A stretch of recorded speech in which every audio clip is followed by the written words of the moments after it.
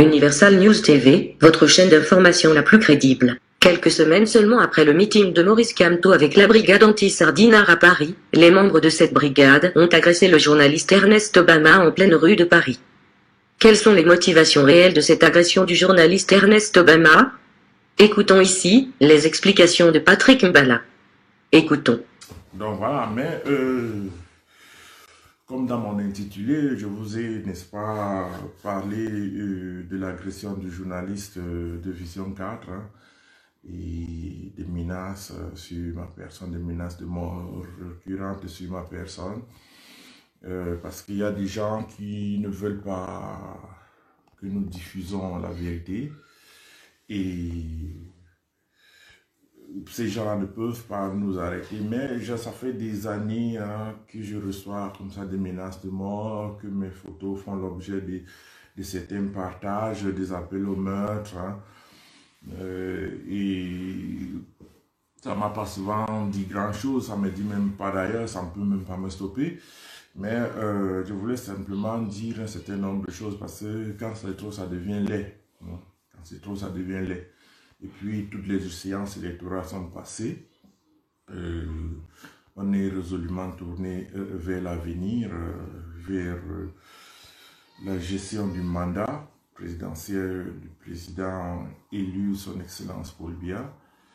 Donc, c'est de cela qu'il est question. Donc, aujourd'hui, nous n'avons plus rien à démontrer, c'est ceux qui ont les perdants, les losers qui vont continuer à ramer.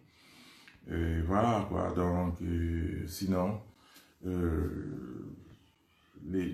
mandat des députés, des maires va démarrer bientôt, une fois qu'ils auront prêté serment et pour les députés et les conseillers municipaux, une fois installés, les maires élus, et puis les conseillers régionaux, et puis voilà, la décentralisation étant en place. On peut dire, voilà, on ne peut que continuer à accompagner le chef de l'État dans son mandat, qu'il a sollicité de nouveau pour réaliser ce qu'il n'avait pas pu réaliser dans le passé à cause d'un certain nombre de freins que parfois j'ai souvent cités, peut-être que je peux effleurer comme ça en passant. Mais je voudrais tout de suite voilà, commencer par l'agression du journaliste de Vision 4 à Paris, Monsieur Ernest Obama, dont la vidéo a fait le tour de la toile. Et vous comprenez donc jusqu'où les gens peuvent aller. On l'a enfariné, c'est tout un symbole, c'est une agression. Et ces gens-là n'ont plus de limites. N'ont plus de limites. Et depuis des années, je vous ai toujours fait part de cette violence-là. Il y a des gens qui me disaient que j'exagérais. Mais on a vu le saccage de notre ambassade, de nos ambassades. On a vu l'agression sur la personne du chef de l'État. Ils ont promis de le faire tuer. Il y a ceux qui ont dit que le but c'est de l'arrêter et de l'éliminer physiquement. Il y a d'autres qui ont dit que le but était de pénétrer dans la chambre d'hôtel où il se trouvait, pour, n'est-ce pas, se défenestrer avec lui. C'est purement des appels au meurtre. C'est des appels au meurtre, il n'y a pas d'autre qualificatif là-dessus. Voilà, donc, quand vous voyez un certain nombre de choses comme celle-là, à un moment donné, il faut dire à un moment donné stop, quoi. Stop, parce que ces gens-là vont trop loin, trop loin. Il y a Vision 4 qui a sa ligne éditoriale, il est pro-gouvernement. Comme d'ailleurs Equinox TV est pro-opposition, pro-ambazonien, pro-Kamto. C'est Equinox TV qui a déroulé tout le programme de campagne avec sa consoeur Canal+. Voilà, ils ont déroulé le programme, ils ont mobilisé, ils ont vendu le programme du candidat Kamto. C'est tout à fait normal dans une démocratie où il y a une pluralité médiatique. Chacun a le droit, n'est-ce pas, de choisir son candidat et de faire campagne pour lui. Bon, maintenant, si après avoir fait campagne, on devient étiqueté, labellisé et appelé à disparaître, parce que moi, j'ai jamais appelé à faire disparaître Equinox TV, mais moi, j'ai appelé à sanctionner Equinox TV. Parce que Equinox TV, ce qu'il faut savoir, la crise anglophone, c'est Equinox TV et Facebook qui aident, n'est-ce pas, à diffuser les idées des ambazoniens.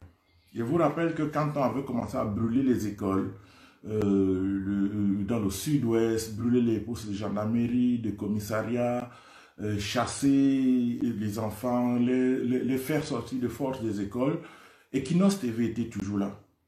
Equinox TV était toujours là. J'ai des vidéos, je ne sais plus si elles sont en ligne, pour certaines, mais il y avait certaines que je trouvais inutiles à l'époque. Aujourd'hui, voilà. Mais Equinox TV a pris parti pour les ambazoniens. Parce qu'il y avait un plan de déstabilisation qui était clair, de faire tomber le chef de l'État pour qu'il ne se présente en 2018 et pour que l'Occident mette son homme de paille au palais d'Etoudi pour enfin faire même bas sur les richesses de notre pays. Donc, mais jusque-là, je n'ai jamais vu des policiers arriver à Equinox TV et faire sortir les journalistes. Bon. Je n'ai jamais vu les pro-BIA s'attaquer aux journalistes de Equinox TV qui excellent dans une manipulation incroyable. Hein? Dans une manipulation incroyable, on invente des morts. Elles arrivent avec leur journaliste attitré Mimi Mefo, qui est d'ailleurs pro-Camto, pro-Marafa. Et voilà, donc tout ça, chacun se dit, ils sont libres de choisir, hein, ils sont libres de choisir leur ligne éditoriale et leur candidat aux élections. Bon, Vision 4, lui aussi de son côté, est pro-gouvernement. Laissons quand même le choix à Vision 4 de choisir sa ligne éditoriale et de choisir le candidat de son choix. Et de battre campagne pour le candidat de son choix. Agnès Obama l'a fait, grâce à cause de la ligne éditoriale de son patron, M. Amou Belinga. C'est son choix, c'est leur choix, c'est la liberté d'expression. Comme Vision 4 a souvent condamné certaines pratiques de la base, c'est de cette façon que, n'est-ce pas, que ce soit Canal 2 ou Equinox TV, les télévisions pro-ambazoniennes, pro-Camto, ont souvent, n'est-ce pas, montré, avait une manipulation incroyable, hein, démontrer des choses qui n'existaient même pas d'ailleurs, pour, n'est-ce pas, faire avancer les clients, leur homme Camto. Mais de là, aller à s'attaquer à un journaliste en pleine rue pour ses idées, pour le message qu'il véhicule, pour son choix, alors c'est aller trop loin. C'est aller trop loin. Et moi, j'ai toujours dit, depuis le début de cette affaire, depuis 2018, j'ai demandé que vraiment le gouvernement prenne les choses à main et sanctionne et règle vite ces problèmes, ces comportements-là. Mais ça a duré, ce n'est qu'en 2019 où on a eu la loi contre le tribalisme. Bon, si lorsque vous constatez que les 98% des membres de la base sont bamileke, si le constater c'est être tribaliste, c'est quand même incroyable. Il faut savoir quand même que quand moi, on commence à mettre les tribalistes, quand on déroule son programme politique sur Canal 2, où il dit qu'il baissera les impôts, voilà, et élargir l'assiette fiscale, je lui dis oui, bon, ça c'est pour plaire à l'électorat bamileke. Donc on m'a dit, avec tout ce matériel tribaliste, mais pourtant c'est vrai, les hommes qui sont les premiers commerçants au Cameroun, c'est les bamileke. Donc baisser les impôts, c'est les contenter, c'est les flatter électoralement parlant. Quoi de plus normal de le constater? Pour tout ce qui est traité de tribaliste. Si Maurice Kamto avait dit, il exonérera les doualas des instruments, des taxes douanières sur les instruments de musique, tout de suite on aurait compris que les grands musiciens du Cameroun, qui sont les doualas, on aurait compris qu'il fallait faire les yeux doualas. Ce n'est qu'un constat, c'est vrai. Hein? Si par exemple, Maurice Kamto ou le président de la République avait dit qu'il va baisser les taxes sur les produits bovins, tout ce qui concourt à l'élevage bovin, voilà, on aurait compris tout de suite qu'il fait les yeux doux aux gens du Nord. Parce qu'il y a des gens, culturellement parlant, qui excellent dans certains domaines mieux que les autres. Bon, si dire que le chef de l'État, au cas où il l'aurait fait, a essayé, n'est-ce pas, fait les yeux doux aux gens du Nord, au peuple du Nord, si c'est ça être tribaliste, vraiment je me pose des questions. Donc, voilà comment tout cet engrenage-là, on a affaire à des intégristes, des fous furieux qui n'ont rien à faire dans le jeu politique, dans le champ politique, et leur gourou, les leaders politiques, l'a laissé faire. Et on voit des agressions partout dans la diaspora. Et ça devient inacceptable et intolérable. Bon, moi, ça me concerne aussi, bien évidemment, parce que mes photos sont toujours publiées par-ci par-là, avec celle de Nangini, à Manwili, Patrice Dupris, hein, à Nice. Voilà. Et moi, je ne suis pas Ernest Obama. Hein. Moi, je vous attends depuis. Parce que ce que vous faites toujours en Allemagne, là, vous le faites en France, là. Hein, ce que vous faites toujours en France, vous le faites en France. Il faut le faire ici en Allemagne. Hein. Vous avez saccagé l'ambassade du Cameroun en Allemagne en 2019. Vous avez vu, à la prochaine manifestation, où vous n'étiez que 5 là-bas, on vous a porté comme les sacs de macabo pour vous jeter dans les camions de policiers, hein, dans les bus de policiers. Et celui qui ne voulait pas entrer, on l'a fait entrer de force. Donc vous faites vos choses-là en France, parce qu'il y a des complicités au niveau de la France, il y a des complicités au niveau de l'État français, des villes françaises, parce qu'on veut des contrats, parce qu'on veut embêter le régime en place à Yaoundé, parce qu'on ne veut plus de lui, parce qu'ils ont voulu qu'il parte, hein, parce que c'est eux qui veulent décider qui sera président au Cameroun, et ça devient inacceptable. Donc, aujourd'hui, continuez à partager, hein, s'il vous plaît, continuez à partager, parce qu'il faut bien mettre ça dans leur tympan, il faut mettre ça dans leurs oreilles pour qu'ils comprennent ça une fois pour toutes. Moi, je vous attends en Allemagne. Vous continuez à véhiculer mes photos, moi, ma famille, parfois se retrouve avec mes photos, il y a des menaces de mort, ou parfois wanted. Bon, une fois, deux fois, ça fait rigoler. Après, on dit il faut le tuer, voilà les gens qu'on va régler le compte si on prend le pouvoir. Vous comprenez où les gens, tous ces gens-là peuvent partir. Moi, tout ça là ne me fait pas peur. Mais moi, je vous dis, c'est pas le virtuel. Croisez-moi dans la vie réelle. Je veux vous montrer. Vraiment, le docteur qui va vous accueillir se demandera si un caterpillar ou un camion est passé sur vous. Vous comprenez très bien, là. Je ne suis pas Ernest Obama. Je profite de cette occasion pour vous le dire. Calibro, machin, Wanto, des gens, des chômeurs, parce qu'à cette heure-là, elle a attaqué quelqu'un qui rentre à son hôtel, avait une bouteille, avait des bouteilles dans sa poche. Si vous voyez ces photos-là, des bouteilles dans sa poche. Hein. Voilà, moi je conseille à Ernest Obama de porter plainte. Monsieur Ernest Obama porte plainte. Parce que ce monsieur, il vous a enfariné, ils avaient des bouteilles dans la poche. Bon, qu'est-ce qui se serait passé si vous étiez resté? Bon, la seule chose que moi j'ai à vous reprocher, monsieur Ernest Obama, vous êtes une icône, vous n'arrivez pas à vous enfuir devant l'ennemi. Il faut se battre. Et le monsieur qui vous accompagnait, qui avait l'air d'un gorille, d'un gars de Diko, lui aussi s'enfuit comme si c'était... C'est pas. Hein, on ne s'enfuit pas, on se bat. On se bat, monsieur. Pourquoi vous vous enfuyez? Bon, je peux comprendre que Ernest Obama, avec la renommée qu'il a, son patron vient d'acheter une télévision à Paris, peut-être il ne veut pas laisser une mauvaise image, mais il vous a agressé. Et quand vous voulez même vous retirer, vous ne devez pas vous retirer en courant.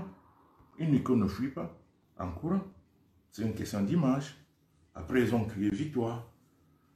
Pourquoi fuir? Vous n'avez pas besoin de fuir. Vous les faites face. Et puis, advienne que pourra.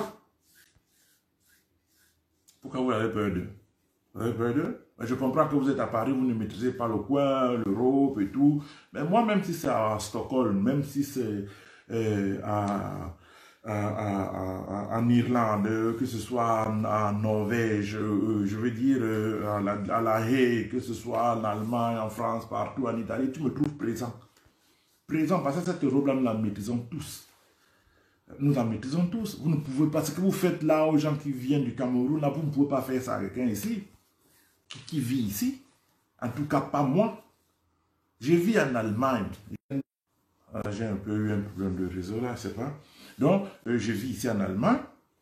Beaucoup me connaissent, me rencontrent bien. Mais personne ne peut lever le doigt. Personne. Parce que je vais vous marcher dessus. Je vais vous écraser. Je ne suis pas là dans les affaires de badiner par-ci, par-là. Oh oui, machin. Non. C'est du corps à corps. Monsieur Calibro, c'est Calibro, machin. Mais venez en Allemagne, vous avez une base ici en Allemagne. Pourquoi vous organisez toujours bêtises là, hors de l'Allemagne? Vous ne venez pas faire ça. Parce qu'on va vous traquer, la police va vous traquer. Votre machin qu'on appelle, ou c'est elle chez lui, ou c'est elle chez vous, ou c'est elle chez nous, je ne sais même pas quoi.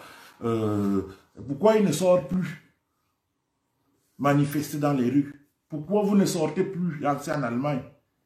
Parce que la police va vous donner un certain périmètre à ne pas franchir à l'ambassade du Cameroun. Et quand vous franchissez ce périmètre, vous payez une amende. Vous le savez très bien, c'est pour ça que vous ne faites pas ça ici. Faites-le ici en Allemagne, n'allez pas faire. Pourquoi vous faites ça en France? Parce qu'il y a des complicités là-bas, il y a les réseaux Mbara, les réseaux Mbongo, les réseaux, tous ces réseaux-là, hein, de la droite, de la gauche, et de tout ce qui veut les marcher là-bas. Vous vous sentez comme, voilà, dans votre élément, quoi. Parce que vous avez des complicités. Mais ça va même s'arrêter bientôt. Si les élections sont passées, maintenant ça sera le corps à corps. Mais moi je vous dis, venez en Allemagne. Venez en Allemagne. Il ne s'agit pas d'aboyer partout, de faire des menaces de mort avec des profils qui n'ont même pas des photos bizarroïdes. Hein. Prenez vos photos réellement, donnez-moi votre adresse. Celui qui me menace de mort me donne son adresse. La semaine prochaine, il reçoit une convocation du juge. Et qu'il me fasse parvenir aussi sa menace de mort.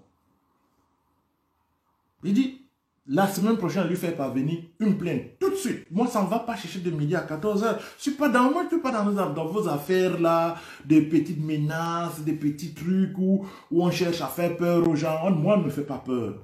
On ne me fait pas peur. Avant même de vous porter plainte, si vous me touchez physiquement, je vais vous écraser, vous marchez dessus. Vous avez compris? Monsieur, machin, Marseille, je sais quoi, de quoi, Ivoire, machin là. Venez en Allemagne. Pourquoi vous vous cantonnez à la France? Pourquoi? Venez faire ça en Allemagne. Vous connaissez ce qu'on appelle Polizei? C'est-à-dire que c'est la police allemande. On va vous traiter. Il y aura un certain nombre d'entre vous qui sera interdit d'entrer en Allemagne. Comprenez? Dans vos petites menaces de mort là, dans des petites chambrettes là, avec des sans toilettes, vous dormez à 12 dans un lit en France, dans des salons de gens, des Salomon, on vous appelle là-bas les Salomon. Hein? Vous avez une maison qui a 18 noms, des adresses, machin et tout. Hein? Les Salomon, avec les sacs de couchage que vous allez laisser sur le Sénégalais, et puis vous le reprenez en journée pour venir squatter la maison d'un monsieur. Vous représentez quoi? Les vraies personnes qui ont les intérêts ne se comportent pas comme vous. C'est parce que vous n'avez rien. Vous n'avez rien. Parce que si vous aviez des choses à défendre, vous ne pouvez pas vous comprendre. Parce que c'est une question d'image. C'est de la barbarie, de la bassesse. Hein? Vous avez appelé au boycott. Les gens ont voté. Et je vous avais dit, les gens voteront, même si c'est une seule personne qui aura voté pour le député ou pour le conseiller municipal, il sera reconnu, c'est un problème de légitimité. On a interdit à personne d'aller voter. C'est vous qui vous êtes écarté, exclu du jeu politique. Après, assumer les conséquences. Vous pensez que vous irez retirer les 4 députés du parti de Cabral Libi? Ou vous allez retirer, suspendre les fonctions du parti, des fonctions des maires, des conseillers municipaux du parti de monsieur Paul-Éric Ngué. Vous vous trompez, ou bien c'est de la NDP ou de l'UDC ou du SDF et tout. Mais vous vous trompez. Mais qui vous a écouté, même Célestin N'Djamène, ils vous disent la vérité, la vraie politique de l'Occident. Comment ça se passe en Occident? Parce qu'il a vécu ici. Vous suivez un gourou qui vous promet mains et merveilles et vous fait traverser la mer à pied sec.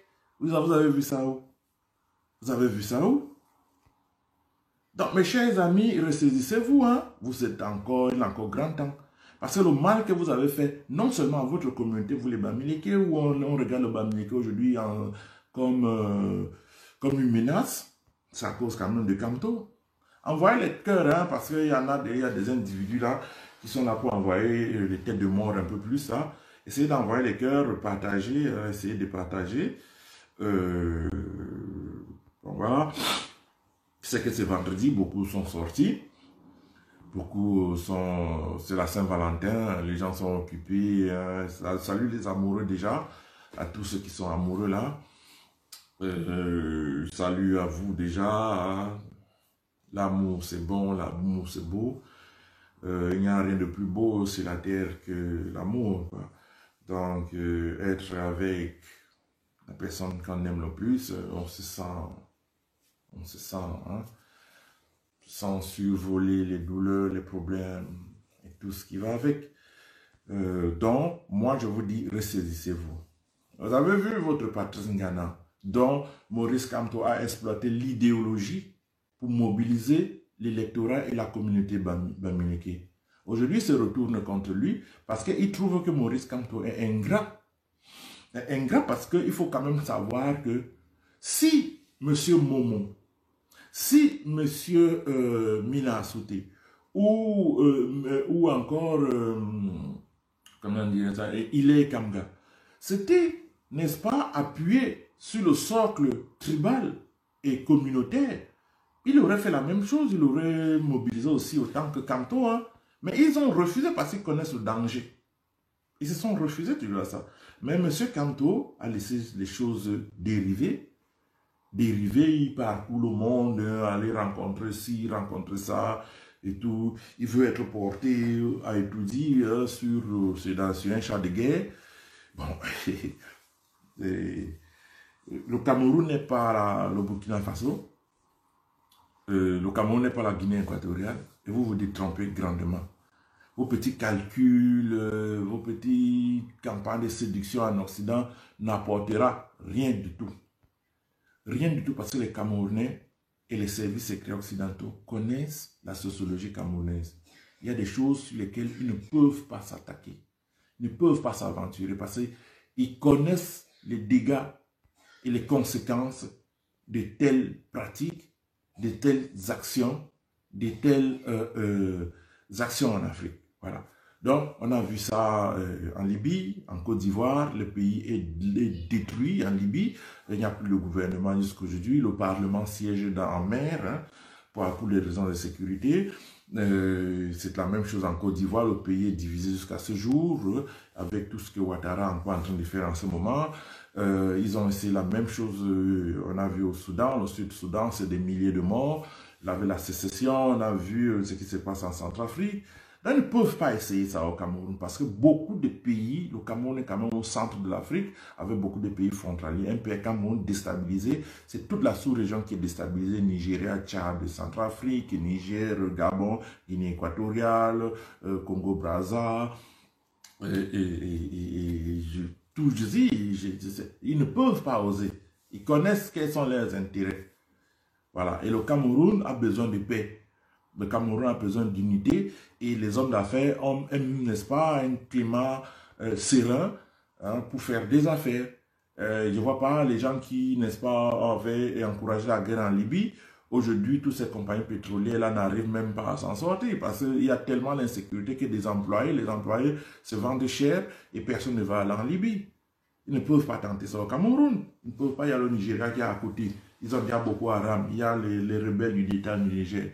Et il y a Bazonia qui menace. S'il faut encore un éclatement total du Cameroun, ça aura des conséquences terribles dans la sous-région. Et je crois même qu'il y aura d'autres pays qui viendront aider le Cameroun à se stabiliser. Voilà, donc c'est de ça qu'il s'agit. Et donc on ne peut que j'ai envie de traiter quelqu'un là qui insulte, parce que les insulteurs, il ne faut pas les tolérer, ça devient un peu trop. Ça devient un peu trop et il faut chasser des gens comme cela, quoi, rapidement, parce qu'ils n'ont pas de place, ils n'ont pas de place. Donc, moi je dis, l'agression d'Ernest Obama est inacceptable. Inacceptable. Et moi, je leur conseille, hein, dans l'avenir, ils viennent d'acquérir Télé Sud, hein, qui est domicilié à Paris. Ça veut dire qu'ils seront tout le temps à Paris. Moi, je leur conseille d'avoir des gardes du corps. Hein, d'avoir des gardes du corps. Je vais traiter quelqu'un là. Voilà. Donc, j'envoie des gardes du corps, de prendre dans les sociétés de gardiennage, il y a des vigiles. Voilà, et puis ne pas marcher seul, parce que vous savez, les loups attaquent toujours par derrière. Vous avez vu comment ils ont attaqué par derrière, ils ont été pris de coups, vous traversez des gens, des inconnus, et qui vous attaquent avec des bouteilles à main et de la farine. Hein. Monsieur Calibro avait des bouteilles, si vous voyez ces photos, il a des bouteilles de bière, je ne sais pas si elles sont vides ou bien pleines, mais il a des bouteilles dans ses poches. Donc il faut se prémunir, il ne faut pas se balader comme ça, le dehors est dangereux. Et moi, je donne rendez-vous à n'importe quel endroit, à n'importe qui, venez en Allemagne. Et moi, le jour où quelqu'un va m'agresser, mais vous allez vous demander si nous avons été Camerounais. Hein. J'ai dit, je vous le dis, hein, je ne suis pas là pour blaguer. Vos affaires, vos petites menaces, là, ça se limite là, ici sur Facebook. Et ça se limite sur certaines personnes. Et ça se limite dans certains pays. Parce que vous ne pouvez pas faire ce que vous faites en France, en Allemagne. Parce que si c'est en Allemagne, si vous ne travaillez pas, on va vous trouver un travail de force. Parce qu'on vous trouve que vous vous ennuyez, hein, vous gênez les gens, vous empêchez les gens qui veulent travailler. On va vous travailler, on va vous donner ce qu'on appelle ici là, €1. €1 job. Voilà. On va te donner ça de force, pour qu'on va te contraindre, pour que tu ailles travailler tous les matins. Mais comme c'est des désœuvrés, là-bas en France, ils ne font rien à longueur de journée, des fumeurs de chanvre. Et voilà pourquoi ils s'attaquent aux gens qui veulent aller travailler chez eux, ils arrachent des perruques, un beau école tête musicien. J'ai vu le Kodo Sitoni chanter, Kodo Sitoni, le Betty est bon quand il chante pour les Bamileke. Et le Betty est mauvais quand il chante pour Paul Biya. C'est quand même incroyable. C'est quand même incroyable. Le Betty est bon quand il chante, c'est un bon Camerounais. Quand il chante pour un Bamileke, et il n'est pas bien quand il chante pour un Betty. Vous voyez un peu ça. Ils veulent que vous soyez eux, et eux ne peuvent pas être vous. Je vais vous expliquer quelque chose, parce que les gens se tournent parfois sur certains comportements. Les gens se disent parfois quel est ce comportement de meute, de rats, d'animaux, de sauvages, de racailles que ces gens ont. Je vais vous dire, nous venons tous d'Égypte. C'est-à-dire les Bamileke, les Bamoun, les Yambassa, les Betty, les Douala, nous venons tous d'Égypte. Et nous avons commis beaucoup de gaffes là-bas en Égypte. C'est pour ça que nous avons eu grâce aux yeux de l'Éternel, les forces de la nature. Si vous voyez ce que les Bamileke, c'était des gens qui occupaient un rang de prêtres. Ils n'étaient pas seuls dans certaines parties d'Égypte. Et c'est justement parce qu'ils n'ont pas respecté certains préceptes, certains principes de la nature, qu'ils ont été chassés. Et comme nous autres aussi, nous avons été chassés d'Égypte parce que nous ne respections plus certaines lois de la nature. Et c'est pour ça que nous avons été attaqués, parce qu'il manquait une cohésion, une certaine solidarité entre les peuples kémites. Quand vous entendez les Bamoun, le Noun c'est l'océan primordial, c'est-à-dire où tout s'est créé, le Noun. Hein, c'est là où tout s'est créé, c'est l'obscurité, c'est là où la vibration vient.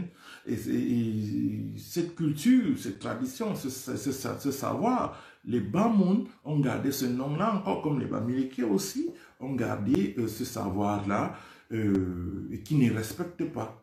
Et c'est d'ailleurs pour ça qu'ils sont beaucoup détestés, parce que ils détiennent certains codes, parce qu'il faut quand même reconnaître qu'eux, ils n'ont pas délaissé sur certaines cultures par rapport aux peuples bétis qui ont beaucoup, et les peuples côtiers qui ont embrassé l'église catholique au point d'abandonner leurs traditions. Et pourtant, l'onvet vient d'Égypte. Hein. L'onvet vient d'Égypte, l'ongama chez les Yambassa, l'ombam vient d'Égypte, hein. Les Bassa, le Ngoglitouba, c'est la culture égyptienne. Le Soudan, c'est pour ça que vous voyez les Bamileke, nous venons du Soudan. Nous sommes passés par le Soudan, d'autres sont passés par le Mali, le Niger, et pour atterrir, d'autres sont passés par le Togo, comme les Bassa, il y a les Bassa au Togo. Voilà. Donc, c'est ainsi que nous sommes retrouvés là. Mais c'est à cause du manque de respect de certaines forces de la nature, de certaines lois de la nature, que nous avons été chassés de là. Et aujourd'hui, il y a certaines communautés qui ne veulent pas faire ce retour-là, cette remise en cause, et qui excellent toujours dans le grand banditisme culturel, dans certains comportements. Et c'est ça que vous voyez là, que vous voyez un comportement moutonnier. Et vous allez vous dire, mais pourquoi ils sont comme ça? Non. Parce que il y a une certaine culture il manque une certaine autocritique. Je vais vous dire par exemple que, je vais vous faire une petite révélation que je n'aime pas souvent trop dire, parler de ça. Il y avait eu un test qui avait été pratiqué, un test ADN qui avait été pratiqué sur les populations, les anciens esclaves, les descendants d'esclaves aux États-Unis. Il a été constaté que la majorité, c'est-à-dire les 60% à 70% des gens qui avaient été, n'est-ce pas, qui avaient pratiqué ce test, beaucoup étaient Bamileke. Pourquoi? Parce que les Bamileke se sont livrés à une vente d'esclaves de façon phénoménale. Il y a beaucoup de Noirs-Américains qui sont Bamileke. Le port de Bimbia, c'est-à-dire ce qui est l'île de Gorée du Cameroun, Bimbia, les esclaves venus de l'Ouest, il y avait des rabatteurs et les Bamileke ont vendu beaucoup de leurs frères. Mais si tu le dis, comme je le dis, on va te traiter de tribaliste. Mais pour le moment du vivre ensemble, on n'a pas souvent parlé de ça. Mais si vous allez aux États-Unis, vous faites un peu de recherche, vous verrez que beaucoup de Noirs-Américains ont le sang Bamileke parce qu'ils ont été vendus comme esclaves. Donc cette mentalité de vouloir profiter de l'autre, de vouloir gêner l'autre, sans prendre en compte ce que l'autre fait, ce que l'autre est, n'est pas normal. Et ça doit s'arrêter à un moment donné quand on doit partager un espace culturel, un territoire ensemble. Voilà. Ben, et je vais un peu traiter quelqu'un qui m'insulte là. Voilà. Donc, voilà. Donc, ces comportements-là doivent changer. Si on ne peut pas faire une autocritique, repartir sur de nouvelles bases, c'est que quand on a fait au Cameroun, je crois que ça doit déborder. Il a trop fait du mal à la communauté Bamileke, aujourd'hui qui est regardée comme une menace, et pourtant nous vivions ensemble paisiblement. On ne va pas revenir sur le passé. Tel a vendu les esclaves, tel vient fait ceci en Égypte, tel a fait ceci. Non, regardons, tournons-nous vers l'avenir. Je ne pense pas que Kanto était prêt pour gagner une élection. Non.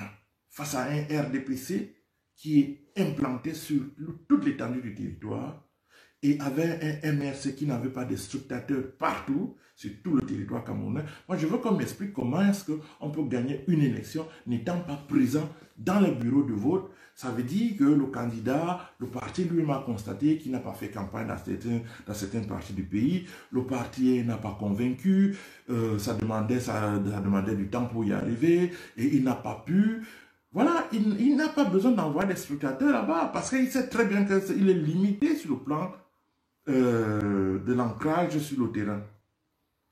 Donc, un tel parti, je ne sais pas comment on peut gagner à Douala, à l'Ouest Cameroun et une partie de Yaoundé. Parce que quand Jean gagne, quand le MRC fait un score à Yaoundé, ce n'est pas parce que le tout Yaoundé, non. C'est parce qu'il y a une forte communauté des ressortissants de l'Ouest, du côté de Biemassi, Mendon et tout, comme Kana, hein, qui sont arrivés très tôt à acheter des terrains. Et ils sont là, c'est la capitale du Cameroun, tout le monde a le droit de vivre là-bas. Bon, maintenant, si après, ils disent qu'ils contrôlent Yaoundé, non, c'est pas Yaoundé, pas le contrôle Yaoundé, c'est le village des gens. Ils sont venus, ils ont trouvé des gens. Hein, et chacun a son village. Voilà pourquoi quand ils meurent, ils vont toujours enterrer des gens dans leur village. Donc, venir menacer, venir pourrir la vie des gens chez eux, c'est pas tout à fait normal. C'est même pas tout à fait, c'est pas du tout normal. Parce que s'il ne me viendrait jamais à l'esprit aller faire le désordre à l'Ouest Cameroun. Hein? Donc, des gens sont là avec des comportements de sauvages, de barbares. Et l'élite, je dis bien l'élite, quelques-uns sortent du lot. Mais l'élite de l'Ouest est hypocrite. Parce qu'ils n'ont jamais vraiment frappé le poing sur la table. Je pense que quand ils verront les conséquences de ce que Kanto a généré dans les 25-30 prochaines années, qu'ils comprendront qu'ils auraient dû arrêter la bête et couper sa tête très tôt. Parce qu'aujourd'hui, lorsqu'un ressortissant de l'Ouest se présente pour gagner un marché, et qu'on lui refuse parce qu'il est Bamileke, il faut comprendre que c'est parce qu'on a peur maintenant de Bamileke. Vous voyez ce que Kanto a fait? À l'ENAM, qui a acheté les places? C'est eux qui ont de l'argent. Quand vous voyez le barreau du Cameroun contrôlé par les ressortissants de l'Ouest, ce n'est pas parce qu'ils sont intelligents, on achète ces places-là à l'ENAM, dans les universités. Et après, pendant que les autres pensent qu'ils peuvent mériter, ils doivent d'abord mériter, il y a ceux qui passent par la porte, on achète des places dans certaines institutions avec 15 millions pour tel à l'ENAM, 20 millions pour tel filiale à l'ENAM, à l'EMIA, à SI, aux impôts. Et vous les trouvez partout, vous pensez qu'ils sont intelligents. Non, ce n'est pas parce qu'ils sont intelligents, c'est parce qu'ils ont le cash.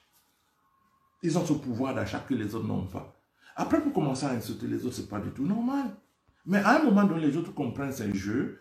Et après, quand on voit un Bamileke se présenter quelque part, tout de suite on lui ferme la porte. Pourquoi? Même s'il est honnête. Parce que ce n'est pas tous les Bamileke qui sont malhonnêtes. Et ils en payent aussi cela le prix. Quand on parle de salaire fictif, je n'ai jamais voulu aller en profondeur parce que ça relève quand même d'un certain secret.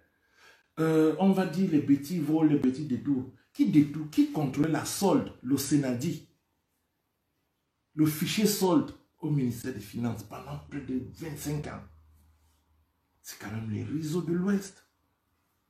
Le bout, Madame Dachua, Monsieur Simo, le Sénadi, c'est eux, les beaux faux bons de caisse, les doublons, les fausses quittances. Mais si tu le dis, c'est tu es tribaliste. Et c'est eux, c'est leurs enfants qui sont sur Internet pour insulter, alors qu'ils se nourrissent de l'argent du vol. Les parents les ont nourris. On ne va pas pointer le doigt parce que tout le monde n'est pas propre au Cameroun. Nous avons un pays où il y a un faible pouvoir d'achat et le niveau de vie est élevé. On comprend qu'il y a des gens, les gens se débrouillent. Mais après, il ne faut pas donner les leçons aux autres. Indexer, ah non, c'est les petits qui volent, ah non, c'est tel qui vole. Tout le monde contribue à détruire ce pays. Je vais vous raconter une petite anecdote du président Paul Biya pour vous faire comprendre que en le choisissant, Aïdjo s'était dit, c'est ce monsieur qui fait le consensus, c'est pas un tribaliste parce que Samuel Lebois était un peu trop sectaire. Parce que Samuel Lebois voyait la menace des Bamileke dans le Mungo. Ils avaient occupé les terres dans le Mungo. Et Samuel Lebois était du tout contre ça. Donc, mais le président Aïdjo avait trouvé que non, c'est pas un homme conciliant. Alors il a jeté son dévolu sur le président Paul Biya qui trouvait conciliant, pas du tout tribaliste. Je vais vous raconter une histoire. Quand le président de la République devient Premier ministre, les gens de son village, ils siestaient, quand on a annoncé, il se reposait chez lui, avant d'aller travailler dans l'après-midi à l'époque. Et les gens sont arrivés chez lui avec des tam-tams, des groupes de danse et tout. Alors il se réveille en se il demande, mais qu'est-ce qui se passe là? On dit, oh non, c'est les gens du village qui sont venus te remercier, qui sont venus vraiment te saluer ta nomination et tout. Le président de la République a dit, qu'est-ce que ça veut dire? Il est sorti, il les a chassés, les gens de son village. Boulou, il les a chassés de chez lui, en leur disant que je ne suis pas le premier ministre de Boulou, je suis le premier ministre du Cameroun. Allez, allez, allez, sortez avec vos affaires là. Si le président de la République avait été ce que certains sont aujourd'hui, tels que Maurice Kamto, ce pays aurait éclaté depuis. Il dit, il a chassé les gens de son village. Allez en Vomeka, regardez son village. Il a dit, il est inadmissible que mon village bénéficie des passe-droits. C'est vrai, l'élite du Sud l'a trahi beaucoup. Parce qu'il a dit aux élites, à ses frères du Sud, il a dit dirigeons le pays. Mais ceux-là ont commencé à s'enrichir, à s'embourgeoiser, au point d'attenter même à sa vie. Et vous savez, quand on pille les caisses de l'État, il reste peu pour pouvoir développer un pays. Et ces gens-là se sont bien organisés au point que s'il essaie d'interpeller telle personne, tel intervient contre lui. Donc, il a été cerné. À un moment donné, le président ne recevait plus les vrais renseignements du pays. On le trompait à tout va, les faux rapports, les faux comptes rendus, on crée des faux marchés. Et c'est ainsi que l'argent du pays sort, va se retrouver dans les poches des gens. Quand les gens comme Kamto, on parle qu'il a détourné 14 milliards, c'est quand même des gens qui sont arrangés avec un prêt octroyé par l'Union européenne au Cameroun pour le toilettage, n'est-ce pas, d'un certain nombre de livres juridiques au Cameroun, tels que le code pénal et plein d'autres, le code pénal, le code et le terroir dont il se plaint aujourd'hui. Donc, vous voyez que les gens se sont organisés pour piller ces 14 milliards-là. Parce qu'ils ont mis Maurice Kamto là-dedans, parce qu'on savait que ce prêt de l'Union européenne arrivait. Ils le savaient, c'est eux qui avaient demandé à l'Union européenne ces réseaux-là, dont Maurice Kamto faisait partie. Qu'est-ce qu'on a fait? Et qu'est-ce qu'ils ont fait? Ils ont mis le cabinet de Maurice Kamto à l'avant parce qu'on l'avait déjà préparé pour ça. Et c'est ainsi que le cabinet Brentra se retrouve là-dedans. Chacun avait pris sa part, tel ministre a pris sa part, tel ministre a pris sa part, Kamto a pris sa part avec les surfacturations, et même dans Bakassi. Il y a eu des surfacturations énormes, des faux déplacements à l'étranger, des faux honoraires. Il faut que Kamto quand même aussi parle. Kamto n'est pas un homme neuf, c'est un homme du système, c'est un homme d'un certain nombre de personnes, tels que les Marafa, la Tanganamebara et plein d'autres personnes, qui espèrent continuer toujours, n'est-ce pas, à jouir de ces privilèges. Ils ont poussé Kamto devant parce qu'eux, ils sont en difficulté, ils l'ont financé en espérant qu'ils pourront acheter, les libérer. Voilà de quoi il s'agit. Donc, ne suivez pas M. Kamto. Je ne suis pas sûr qu'il reviendra au Cameroun. Même s'il n'est pas interpellé, M. Kamto va revenir au Cameroun. Il va beaucoup s'ennuyer. 5 ans pour la députation. Il reste encore 5 ans à peu près. Pour les élections. Il aura quel âge? Non, tout ce qu'il lui reste à faire, c'est de faire des conférences à l'étranger, manger l'argent qu'il a grappillé ça et là, et puis finir ses jours comme ça, soit dans une maison de retraite en Occident, ou alors rentrer au Cameroun pour finir ses derniers jours. Mais je ne le vois pas en train de revenir au Cameroun, il va s'ennuyer, il va beaucoup s'ennuyer. Qu'est-ce qu'il aura encore à faire? Qu'est-ce qu'il a encore à défendre? Un coup d'État? Une rébellion? Bon, oui, bon. Il est suffisamment courageux pour créer une rébellion. Ce peureux-là est suffisamment peureux, il ne peut pas. Donc, moi, je suis en train de vous dire à ceux qui me menacent de mort, de me donner n'importe quel endroit en Europe, rendez-vous, de venir faire les conneries en Allemagne, ils me trouveront et je vais m'occuper d'eux. Parce que je vous ai publié une photo là, parce que c'est la énième hein, où on me met là, voilà, des gens à tuer, tu seras arrêté, assassiné, machin, et tout. Dites-moi un seul moment, un seul instant où j'ai parlé, n'est-ce pas, de faire tuer les gens. Je suis pour le vivre ensemble. Donc, mais je ne peux pas accepter parce que je suis conciliant, des gens cherchent à me manquer du respect, à me marcher dessus. Moi, je ne suis pas Ernest Obama, je ne suis pas certaines personnes. Je vous donne rendez-vous. Trouvez-moi, agressez-moi. Hein? Venez en Allemagne. On avait arrêté, vous avez saccagé l'ambassade du Cameroun. Vous avez, c'était parce que c'était une opinion. Hein. Après la deuxième manifestation, on vous a interpellé tous. Vous n'avez plus jamais osé manifester devant l'ambassade du Cameroun à Berlin. Jamais. Parce qu'on avait interpellé la seconde fois, vous êtes partis, on vous a tous interpellés. Et des lettres ont suivi après. Des explications, des interrogatoires pour quelle est la raison, pourquoi et tout. Et on a même cherché à savoir si c'était avec des liens avec l'ancienne mise à sac, de l'ambassade. Donc beaucoup ont fui. Beaucoup n'osent pas. C'est parce que la France, c'est n'importe quoi, excusez-moi, où tout est permis, où vraiment il y a un certain style de corruption morale. Mais en Allemagne, ils ne peuvent pas faire ça. Ils ne peuvent pas faire ça, je vous assure, mes chers amis, ils ne peuvent pas faire ça. Ils ne peuvent même pas me faire ça. Quand ils me voient, même ils baissent la tête. Ils baissent la tête. Moi, j'ai appelé, je veux vous juste raconter, il y avait dans la cave, tout le monde a des caves ici. C'est pas, il y avait quelqu'un qui avait laissé un frigo là, avec des œufs, de la viande hachée. Donc, au bout de 2 semaines, le frigo, je sais pas, quelqu'un avait bousculé un peu le frigo, s'est ouvert, donc il s'est un peu mis à sentir. Au bout d'une semaine, on se demandait, mais qu'est-ce qu'il sent là-bas? On croyait que c'était quelqu'un qui était décédé, on ne sait pas où. J'ai appelé la police, hein. Et la police a débarqué devant le chenou. Deux cars de policiers avec un gros véhicule des sapeurs-pompiers.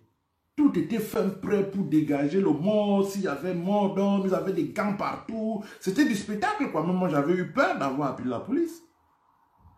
J'ai dit pour une odeur dans une cave. Ce n'est pas les affaires que vous faites là en France. Ils ont débarqué de façon incroyable. Il dit des camions, des sapeurs-pompiers, des échelles et tout. Ah non, mais ben, dis donc, ils m'ont demandé qu'est-ce qui se passe, oui, c'est où, ils sont partis, ils avaient des masques partout, d'autres avaient des appareils photo, les polices scientifiques habillés avaient des tenues, des blouses blanches et tout. C'était du spectacle. Mais vous faites vos affaires là en France. Venez en Allemagne, on va vous criquer. Mes chers amis, on va vous criquer. C'est pas le bruit que vous faites là. Faites-le ici en Allemagne. Vous ne pouvez plus oser. Celui d'entre vous là qu'on a arrêté, on voulait le rapatrier parce que machin, vous inventez les fausses demandes d'asile et quand ça capote, parce que beaucoup sont entrés dans la base, ces talibans sont entrés dans la base pour soutenir leurs demandes d'asile. Mais les Allemands ne sont pas fous. Tu commences à militer ici. Tu insultes le chef de l'État. Tu deviens tellement extrémiste que au point où quand après il dépose ces vidéos-là dans les tribunaux pour dire, vous voyez, savez ça que j'avais fait une manifestation. Oui, je suis recherché au Cameroun, patati patata. Et quand il est allé au Cameroun là-bas, qui l'a arrêté? On ne l'a pas arrêté. C'est ceux qui sont clairement identifiés comme étant ceux qui ont saccagé les ambassades du Cameroun ici, qui sont interpellés, ou des ambazoniens. Donc les gens, ils se sont arrangés à faire des demandes d'asile bidon. Et maintenant, quand ça ne marche pas, il y a un de là qu'on devait rapatrier, là, il a fui, il va se faire des scarifications avec une lame de rasoir, il commence à parler avec machin et tout. Je ne sais pas où il se trouve, parce que si on l'arrête, c'est dans un asile de fou, de haute sécurité, on va venir l'enfermer. Tu fais des scarifications sur toi. Ah ben ici en allemand, c'est très grave, quoi. On s'en dit, bah, ça veut dire que après ça sera sur une personne que tu le feras. Donc tout de suite, tu es une menace pour la société et il faut t'isoler dans un endroit approprié. Un asile de fou. Voilà pourquoi vous voyez, il n'y a pas certains comportements ici bizarres qui se passent en France, un château rouge, des machins, bêtises là et tout. Demandez à la base d'aller manifester devant l'ambassade du Cameroun la semaine prochaine. Ils ne peuvent pas. Parce que le jour où on vous interpelle, on vous donne un périmètre de sécurité à ne plus franchir pendant 6 mois, 1 an, 2 ans. Jusqu'à ce qu'on voit que vous vous êtes amendé et que vous ne constituez plus une menace. Mais en France, comme c'est le laisser aller, c'est l'Afrique, je ne sais même pas quoi. Donc, chers amis, c'est ce que je voulais un peu repréciser certains nombre de choses là, à ceux qui me menacent de mort, à ceux moi, ils ne me font pas peur. Et puis moi, j'ai des frères. J'ai des frères. Vous savez, pour aller à l'ouest, on traverse dans mon village. Moi, je ne veux pas attendre. Parce que je me rends compte que le gouvernement est un peu passif. Je comprends qu'ils ne veulent pas céder à la provocation. Mais vous allez m'entendre. Moi, je suis du Mbam.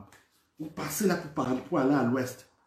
Vous faites toujours du boucan là et tout. On vous laisse parce que oui, les gens sont dans le vivre ensemble. Faut pas, on ménage les choses. Mais pour vous, ça devient des signes de lâcheté. C'est pas de la lâcheté. C'est pas de la lâcheté. Moi, je peux faire appel à mes frères. Vous me touchez, mais vous allez me sentir passer. Moi, je vous avais dit demander à Mathieu Youbi, je lui avais dit en 2015, parce que j'avais le gourou là, Kamto était venu ici à Hambourg faire une conférence, vous l'avez dit que le français fait une bonne monnaie, on lui demande sa position sur l'homosexualité, il dit qu'il ne sait pas, on lui demande le fédéralisme, il dit non, le peuple camerounais va décider, donc il était le président de l'indécision, jamais il n'est décidé quoi que ce soit, il marche au gré du vent, et ça ne donne pas, on suit, on laisse, c'est tout, aucune conviction. Alors moi j'ai commencé à dire à cette époque-là que non mais Maurice Kamto, c'est pas un homme politique de poing, ça, c'est pas un homme politique. Un homme politique a des convictions qui défend jusqu'au bout. Bon, alors, si quelqu'un change de l'opinion, des stratégies comme une femme change de slip, excusez-moi, les dames, c'est la Saint-Valentin. Ou alors des jupons. Mais sérieux. Ça, c'est pas un homme de conviction, mais pour peu que j'ai, n'est-ce pas, tout de suite j'ai été étiqueté. Et j'avais dit à Mathieu Youbi à l'époque, il venait commenter sur ma page, c'est le Cameroun, là, il faut savoir que Mathieu Youbi venait me demander comment on fait fonctionner un groupe. Là, il me demandait inbox, comment on bloque quelqu'un, il y a quelqu'un qui casse les pieds. On était en 2011 à l'époque. Avant que Patrice Ngana ne vienne infiltrer ce groupe-là, et tous les ethnofascistes d'ailleurs avaient la complicité de Mathieu Youbi. Et je faisais partie des 25 premières personnes que Mathieu Youbi avait intégrées dans ce groupe-là, 25-50 premières personnes, où le tribalisme est là-dedans. J'ai jamais même quitté ce groupe-là, je suis toujours là, ben ça me dirait, ça fait 7 ans que je suis pas allé là-bas dans ce groupe-là. On m'a identifié plusieurs fois là-bas, je n'y vais pas. Hein?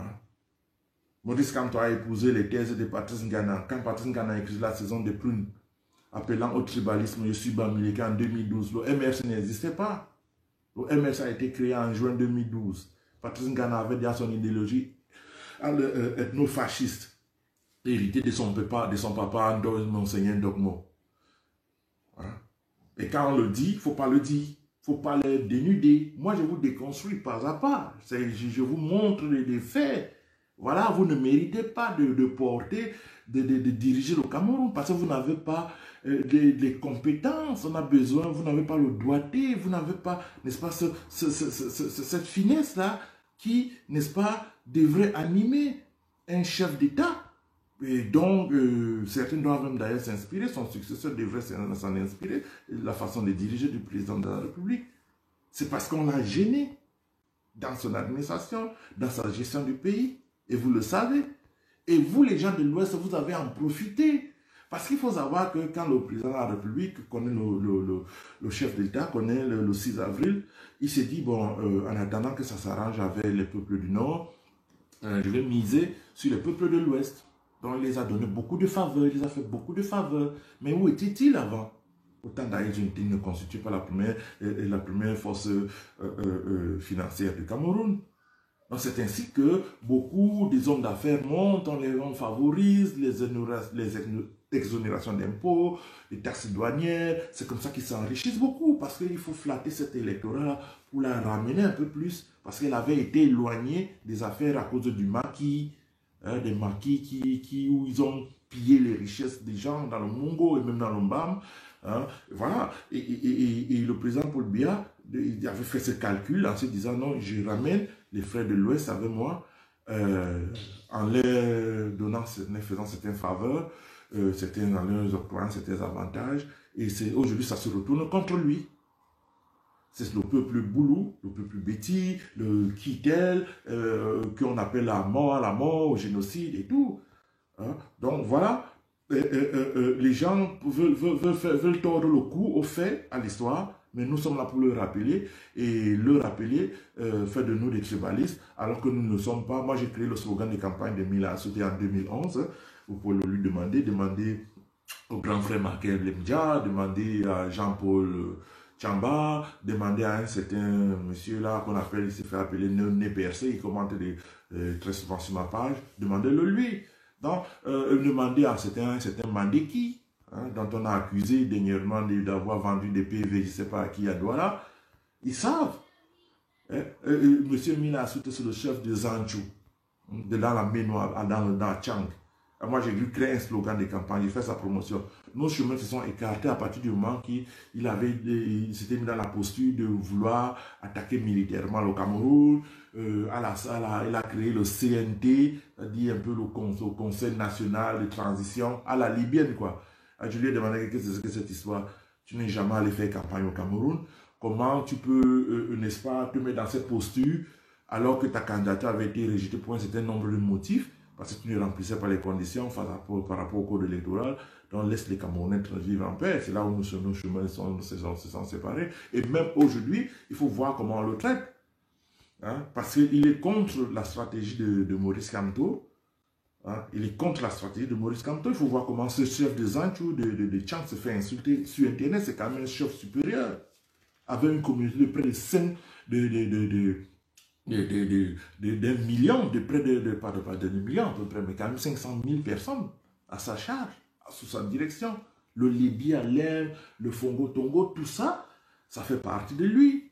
Et il est contre Ambazonia. Il est contre la stratégie de Maurice Kamto. Donc, il s'est assagi, il s'est ravisé. Hein? Moi, je n'ai rien contre lui. Mais à l'époque, il avait une stratégie, moi, qui m'a mis à distance de lui. Hein?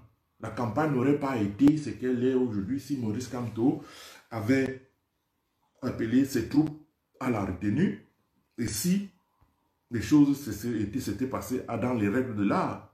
On aurait fait campagne de façon très simple.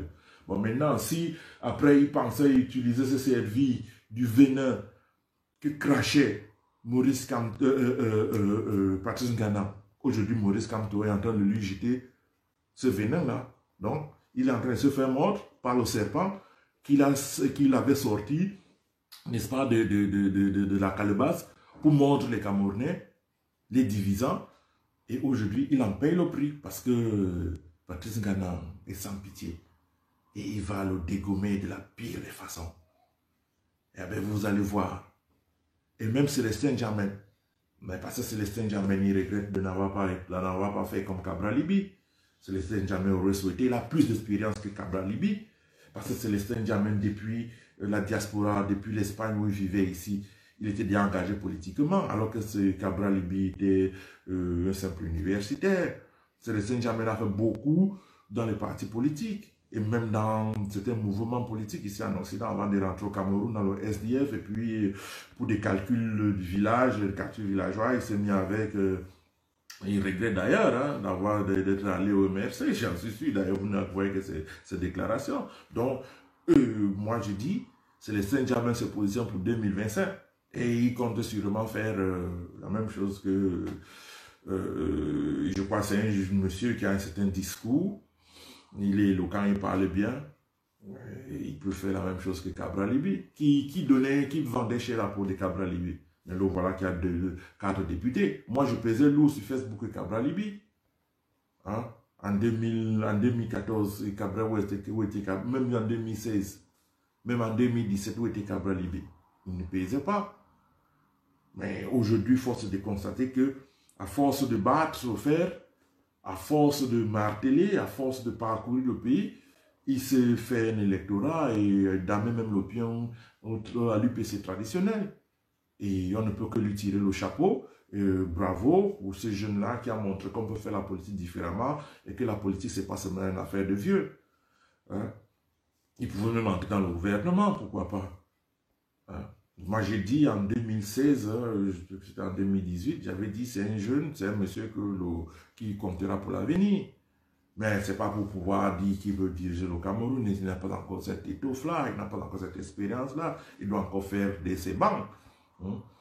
Et le chef de l'État est là, il y a des gens compétents dans l'avenir que le chef de l'État pourra choisir pour battre campagne et défendre les couleurs de son parti, de l'héritage qu'il laissera. Donc, nous sommes au Cameroun de demain et moi, je vous appelle à la retenue. Et voilà, je dis à tout le monde, retournons-nous résolument vers l'avenir, vers ce mandat, que chacun tisse sa toile, tisse ses réseaux pour, n'est-ce pas, compétir une fois que le chef de l'État n'est pas là, parce que où il est là, il est en train d'assurer l'héritage qu'il laissera, qu'il nous laissera. Et aidons-le à remettre le Cameroun sur les rails, sans trop bousculer ni brutaliser le Cameroun. C'est son dernier mandat. C'est son dernier mandat. Mais il veut vraiment le faire dans toute sérénité. Et moi, je suis là pour l'accompagner. Et vraiment, je n'hésiterai sur aucun levier pour pouvoir, n'est-ce pas, l'accompagner dans ce septennat. Héritage dans ce septennat legs pour pouvoir qui, n'est-ce pas, fera demain de Cabral Libi président, de N'Djamena président, de Serge Matomba président. Côté RDPC, il n'y a pas encore quelqu'un qui se dégage pour le moment, parce qu'il ne faut pas tuer le papa de son vivant. Donc, mais nous sommes au Cameroun de demain. Sur ce, je vous dis ciao. Et on se revoit dans les réseaux sociaux comme d'habitude. Et j'appelle encore certaines personnes à se remettre en cause, de reprendre le droit chemin. Ce n'est pas la première, ce n'est pas au premier coup qu'on gagne. Préparer l'avenir, préparer 2025. Demander à Kamto de quitter le MRC parce qu'il est nuisible pour ce parti. Et choisissez un nouveau candidat qui pourra mener la barque MRC de façon magistrale, quoi, parce que Kamto est inapte à diriger le MRC, il est inapte à faire la politique, qui rentre dans les amphithéâtres, moi je le dis depuis 2018, et puis que l'avenir, je vous promets un meilleur avenir, promettons à notre pays un meilleur avenir, que Ambazonia s'arrête, mais aujourd'hui, il y a un bras droit de Phil Marcha qui a déposé les armes et a rejoint l'armée. Il s'est rendu à l'armée au BI parce qu'il se sentait encerclé dans le Lébi Alem, il ne voulait pas mourir. D'abord, Phil Marcha, c'est un fanfaron, n'a jamais mené un combat réel. Il fait des vidéos, des autres se battent, se font tuer, même depuis des années qu'il est là, on annonce sa mort parce qu'on pense il était dans telle zone. Et non, c'était le show qu'il faisait, c'était la vidéo, il a vite fait après la vidéo, il s'est retiré, il est allé se cacher dans une grotte, quoi. Donc, c'est des farceurs. J'avais demandé à mes frères anglophones de ne pas suivre cette chose-là. Malheureusement, beaucoup ont suivi. Et aujourd'hui, nous avons beaucoup de morts sur le carreau.